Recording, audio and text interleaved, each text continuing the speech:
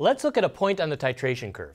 Specifically, I want to look at point C, the equivalence point or the end point, the stoichiometric point.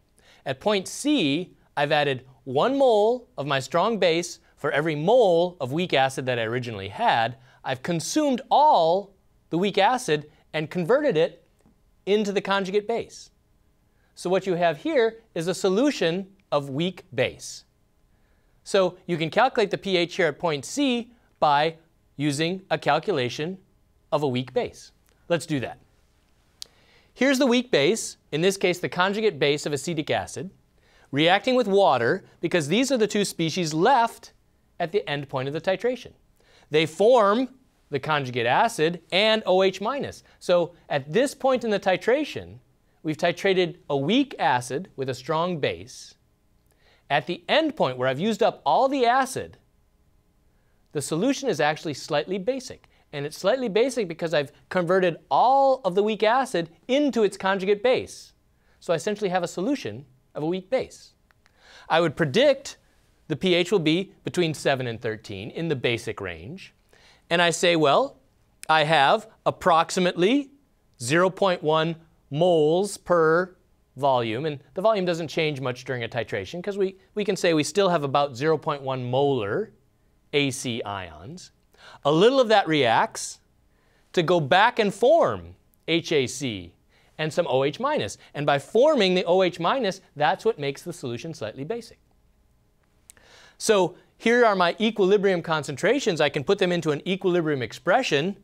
The products over the reactants equals Kb, and I can calculate Kb from the Ka of my acid. If I know HAC, I know Ka times Kb is Kw. So I can calculate a Kb.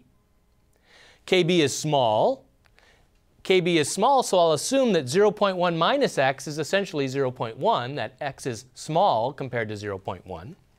When I do that, the math gets relatively easy. X squared is 0.1 Kb, so x is 7.5 times 10 to the minus 6. Now, x is the OH- concentration. If I want the pH, I need the H3O plus concentration.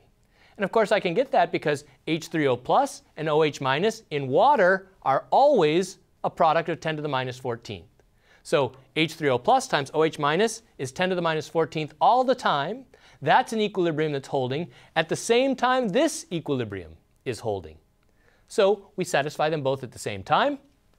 If I plug 7.5 times 10 to the minus 6th OH- concentration into my H3O times OH- equals 10 to the minus 14th, I can calculate an H3O plus concentration, and from that, a pH. And in this case, the pH, 8.88. So what we see is at the end point, the equivalence point, the stoichiometric point, all words for the same thing, on a titration, point C, we have a concentration of weak base only, and if you have just weak base, the pH will be slightly basic. And we've done a calculation that shows that. Here's a calculation that shows this concentration of weak base, which is what we have at the end point, is 8.8. Point C on our titration curve.